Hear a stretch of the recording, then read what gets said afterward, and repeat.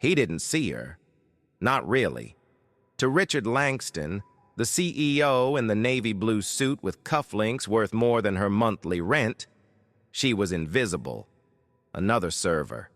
Another brown face in black and white uniform. Another nobody. He didn't look up when she approached. Just flicked his fingers. Snapped. Twice. The sound cut through the soft music of the restaurant like a slap. She stood still for a moment as if weighing the silence, then stepped forward. She didn't flinch. "Good evening," she said, her voice calm, smooth. He finally looked at her and smirked. "You people always say that like you're auditioning for something," he said, loud enough for the entire table to hear. The other men, all dressed like him, gray hair, polished shoes, smug eyes, laughed politely. It wasn't even a good joke. She smiled, not warmly, professionally. She held the wine list between both hands. "We have a Bordeaux you may enjoy." "Stop," he said, waving his hand like swatting a fly.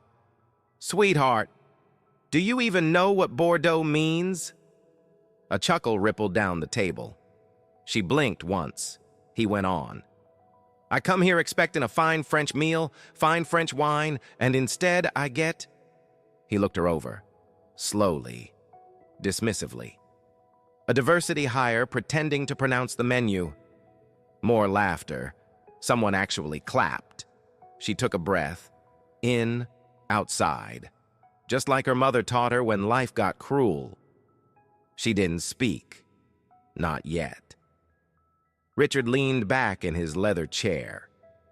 "I swear, every time I come to this place, the standards drop lower. Next thing you know, I'll have to speak Spanish just to order dessert." She didn't move. Didn't defend. Didn't explain.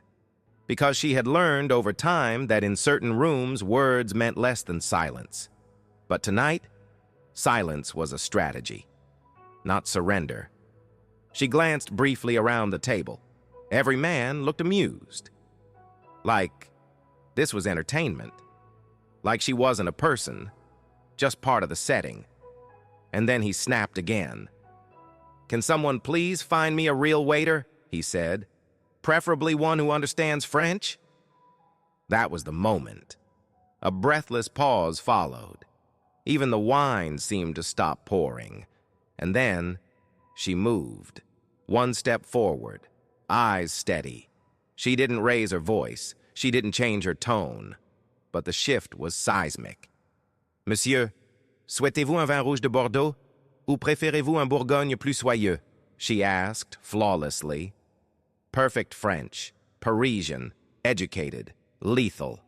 Every vowel sliced the room in half. The laughter stopped. Chairs creaked. Eyebrows lifted. Glasses trembled slightly in hands that suddenly weren't so confident. She didn't look at him when she spoke. She looked just past him, as if he were no longer the most important man in the room. He stammered, something about wine, something about misunderstanding, but the damage was done. And she didn't gloat, didn't smile, didn't even blink. She simply nodded, took the list from his trembling fingers and walked away. Calm, measured, like it had never happened. But it had. And every person at that table knew they had witnessed something they'd remember far longer than the taste of their dinner. Because tonight, the most powerful man in the room had been humbled by the quietest. Maison Étoile wasn't just a restaurant. It was a theater, a place where power wore cologne, and the air always smelled of money and butter. It didn't have customers. It had performances, every table its own private show, and the wait staff, background actors dressed in black and white. Amara knew this better than anyone. She'd worked here for over 2 years, 6 nights a week, 10-hour shifts, no mistakes allowed, no opinions permitted. Her name tag said Amara, but most guests didn't read it. To them, she was Miss, or you there, or just invisible. She was 27, tall, soft-spoken, black, the kind of person people underestimated without realizing they had. But Amara wasn't just a waitress. Not really. Before this job, before she returned to the U.S., she had been something else. A scholar, a linguist, a dreamer. She had studied at the Sorbonne in Paris, one of the finest universities in the world, majored in French literature and comparative linguistics. Her professors said she had a gift, the kind that could land her in lecture halls or embassies, and for a while, that's where she was headed. Until her mother got sick. Stage 4, fast-moving. Amara didn't hesitate. She left Paris, left her research, her scholarship, her future, came home, took the first job she could find. Maison Étoile paid just enough to cover chemo, utilities, and food. It wasn't glamorous, but it was survival. And still, she kept her books, read French newspapers on her breaks, practiced pronunciation in the kitchen, whispering to herself while folding napkins. She didn't complain, didn't explain, because she believed, quietly, that life would give her a chance to reclaim what she'd lost, if she stayed ready. And so she waited, and worked, and endured. She endured the drunk men who called her exotic, the women who refused to make eye contact, the businessmen who never heard her speak beyond, "Yes, sir."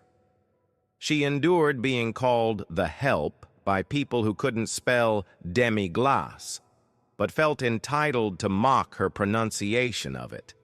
And through all of it, she kept her back straight, because she knew something most of them didn't. Dignity isn't loud.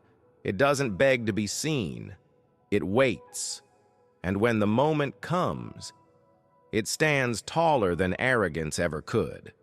Tonight, she had been assigned to table 6, VIPs, private, high profile. She didn't recognize the man at first, the one in the tailored suit with the dismissive eyes. But when she saw the napkin tucked into his collar like a bib, and the way he snapped his fingers instead of saying please, she knew. Richard Langston, Chief Executive Officer of Langston Media Group, tech mogul, media kingpin, rumored billionaire. He'd been on magazine covers, TED stages, panels about leadership and innovation. But here, in this dining room, he was just another man who saw her as service, not human. He didn't remember her. Of course not. She had served his table before, months ago. That night, he made a comment about immigrant accents while she poured his wine. She remembered. He didn't. But that's the thing about people like Richard Langston. They never remember the people they step on, because they assume those people will stay beneath them. But Amara hadn't stayed there. She had risen quietly, patiently. And tonight, when he mocked her French, when he snapped his fingers like she was a pet, he lit the match, and had no idea she was already made of fire. She'd been through worse. That's what Amara told herself as she stood next to table 6, holding the wine list like a shield. She'd heard uglier words, been overlooked, talked down to. But there was something about this moment, something colder than usual. It wasn't just the insult, it was the precision of it, the way he dismantled her dignity with a smirk and an audience. Richard Langston didn't shout, he didn't curse. He smiled. That made it worse. He weaponized charm, turned cruelty into banter, and made sure everyone at the table played along. "This one's got posture," he said, gesturing toward her like she was furniture. "Must have gone to one of those online etiquette courses." Laughter. Not wild, not out of control, just casual, dangerous in its quietness. She didn't blink. He looked her over slowly. "I'll give you credit," he continued. "You carry yourself well. If I close my eyes, I almost forget you're just the help. That one stung. Not because it was new, but because it was so casually brutal. No one stopped him. Not the man to his right, who looked briefly uncomfortable but said nothing. Not the others, who chuckled politely and sipped wine worth more than her week's wages. Amara stood there, still as stone, heart pounding behind her rib cage like a warning. She thought of her mother, of the nights they cried together over medical bills, of the afternoons she'd rub her mother's shoulders after chemo, whispering poetry in French just to make her smile again. She thought of Paris, of her professors, of the smell of old books and cafe espresso, of everything she'd given up to stand here and be humiliated for doing her job. It wasn't fair. It never was. But she needed this paycheck. And Richard Langston? He knew that. Men like him always know when someone has too much to lose. So he pushed. "Do you even know what half these wines are?" he asked, holding up the menu like a quiz. "Or are you just reciting things they trained you to say?" Still, she said nothing. He leaned in slightly. "I bet you're one of those girls who pretends to be smart, just so people don't see the accent. Tell me something, sweetheart. Do you even speak English properly?" Her jaw tightened, not because he questioned her language, because he assumed his was the only language that mattered. He looked around the table for more laughs. "I mean, if we're going to pretend this place is authentically French, can we at least get someone who knows more than the word bonjour?" More chuckles. Forks clinked against plates. Someone wiped wine from his chin.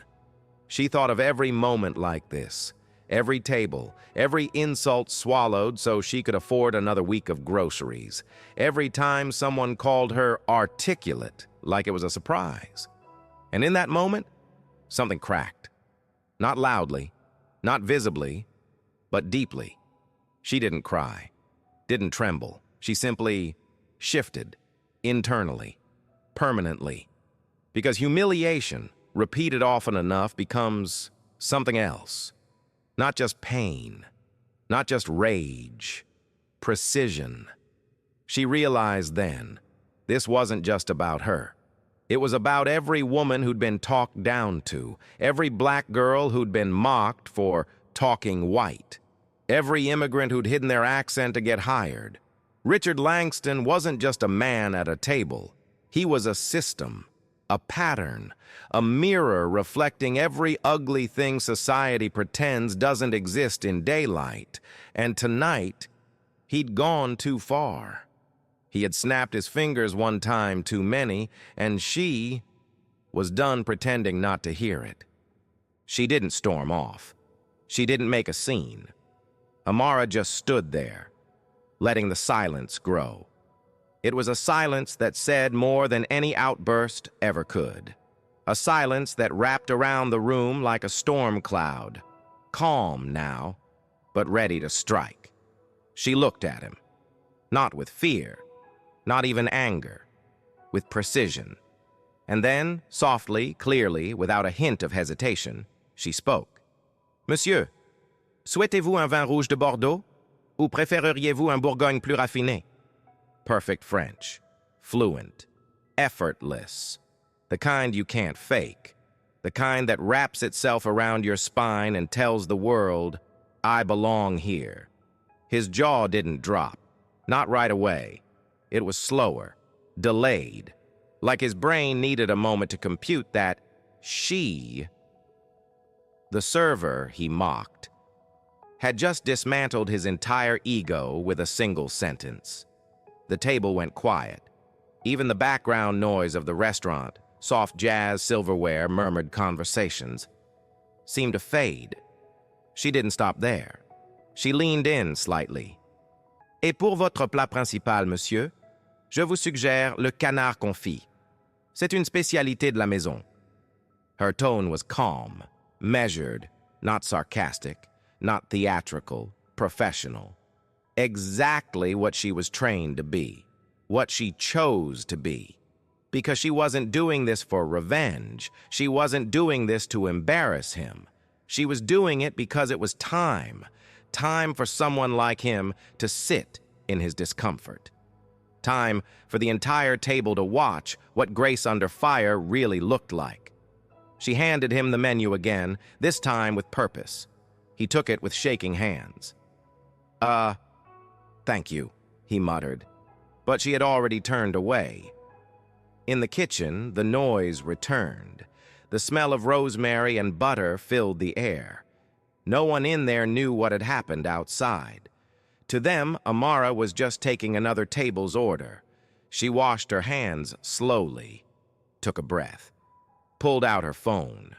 Her heart still racing, but not from fear anymore, from clarity.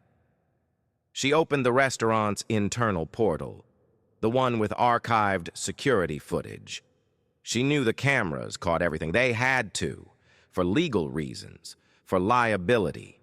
She selected the clip, Table 6, 7:14 p.m., audio included.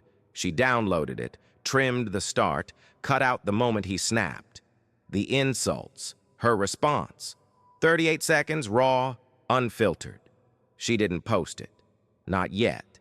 She sent it to Maya, her cousin, the one in law school, the one with 24,000 followers, the one who never let injustice slide.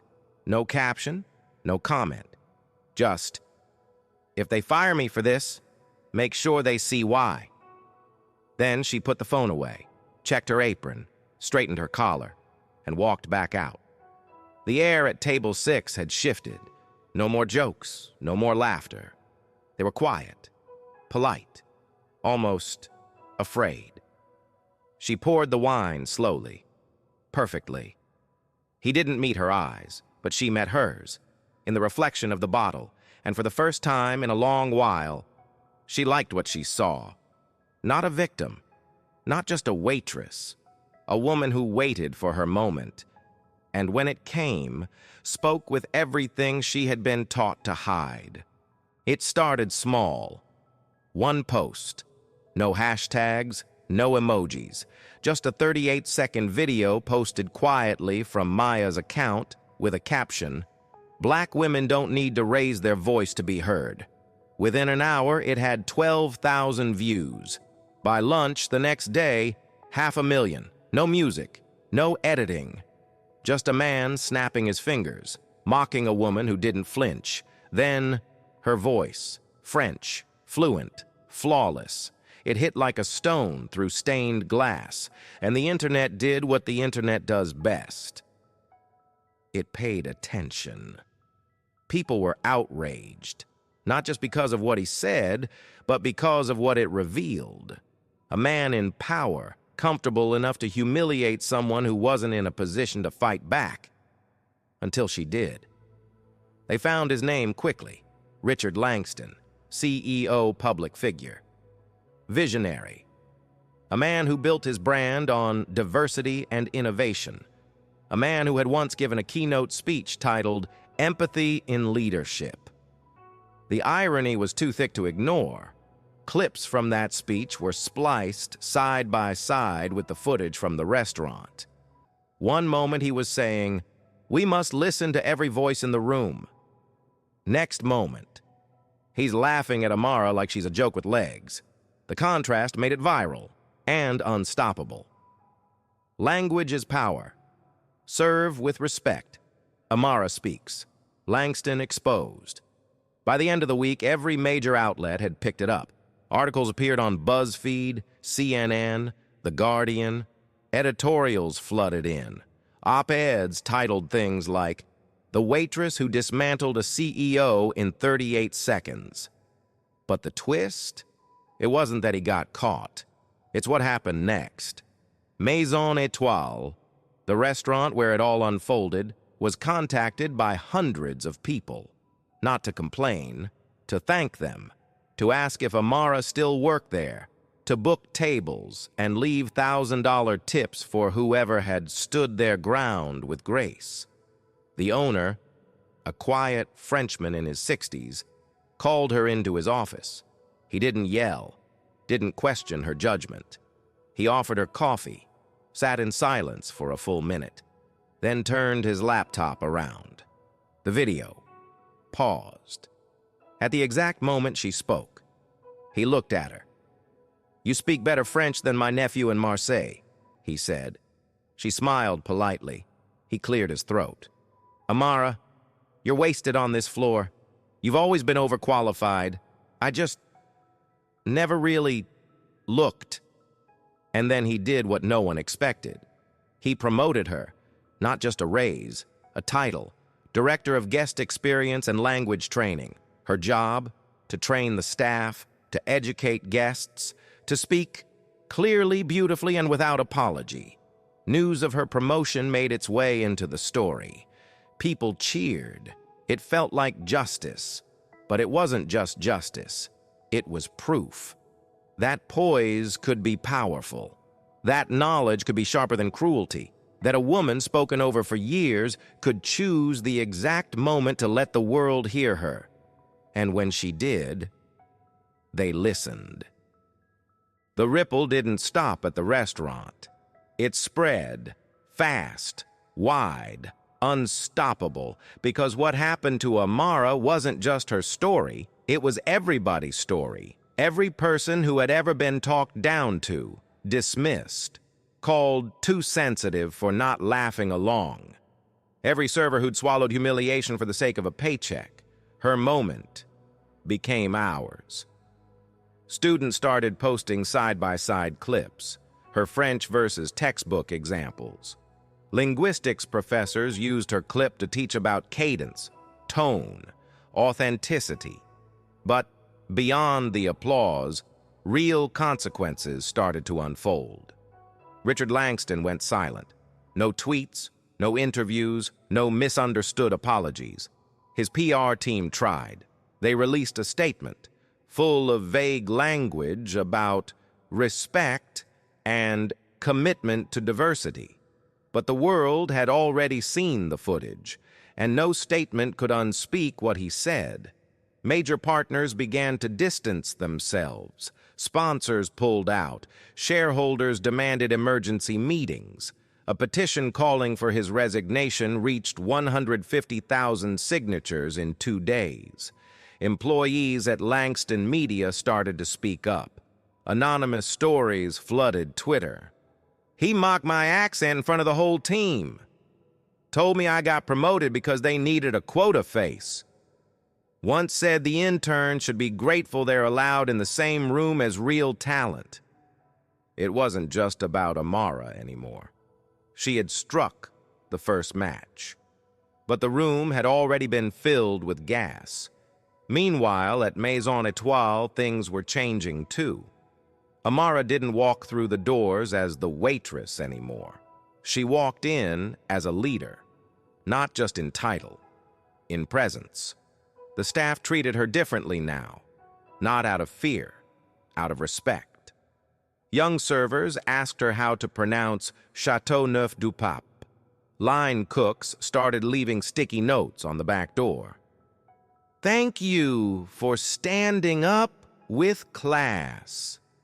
Even the regulars noticed. One evening, an older black couple came in. The woman wore pearls. The man wore his best blazer. They asked if they could meet her, just for a minute. When Amara approached, the woman held her hand tightly and whispered, "My granddaughter saw your video. She's been practicing her French every night since." Amara didn't have words. She didn't need them. But the ripples kept moving outward. An international education nonprofit reached out. They wanted to license the clip for a curriculum titled Speaking with Power, Language, Identity, and Resistance. A publisher offered her a book deal. A TEDx organizer emailed her twice.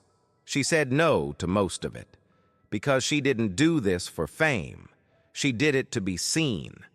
And now that she wanted to do something with it.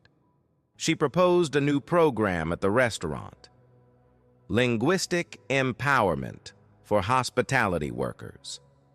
It taught servers how to speak confidently, not just about wine or cuisine, but about themselves. It gave them tools to correct a rude guest without losing their job, gave them permission to reclaim the room without raising their voice. The owner approved it instantly. Within weeks, they had interest from other restaurants, hotels, even airlines. Amara became the quiet architect of a new kind of power. One built on fluency, on poise, on the refusal to be shrunk. And Richard Langston? He stepped down, a quiet press release. No farewell speech, just gone. Replaced by someone else, someone who knew better than to underestimate a woman with a voice. And so, the woman who had once been spoken over became the reason so many others would finally be heard. She never meant to make headlines. She never set out to go viral. All Amara wanted was to serve with dignity, to be left alone, to do her job, to earn enough to keep the lights on, to buy her mother's medicine, to get through the week with her head still held high. But sometimes, life calls you out of silence. And when it does, you don't always raise your voice. You raise your presence. Amara didn't fight back with fire. She didn't curse. She didn't scream. She just spoke. In a language they didn't expect, in a tone they couldn't mock, with a calm that made their arrogance shrink into the corners of the room. Because the truth is, real power doesn't perform. It stands. It breathes. It waits. And when the moment is right, it speaks in complete sentences, fluent, clear, undeniable. Her story didn't end at the restaurant. It grew, became part of a larger wave, a reminder that the people we dismiss are often the ones carrying the greatest depth. That the waitress you roll your eyes at might be a linguist, a scholar, a warrior in soft shoes. That the woman bringing your wine might speak 3 more languages than you do. That humility isn't about lowering yourself. It's about recognizing when someone else has been standing taller all along. Amara's mother, now in remission, watches her daughter walk into work each day not as someone who serves from fear, but someone who leads from truth. They still live together, still stretch meals across paydays, still carry the scars of struggle, but now they carry something else too. Pride. Pride that didn't come from headlines or applause or internet fame. Pride that came from knowing Amara never became someone else to be respected. She simply stopped apologizing for being exactly who she already was. So if you ever find yourself in a moment like hers, backed into a corner, talked down to, underestimated, remember this: you don't owe the world a performance. You don't have to shout. You don't need anyone's permission to speak. You only need to know that your voice is already enough. And sometimes, the most revolutionary thing you can do is say one sentence, fluently, boldly, without fear, and let it echo, not just through the room, but through the world that forgot you were listening.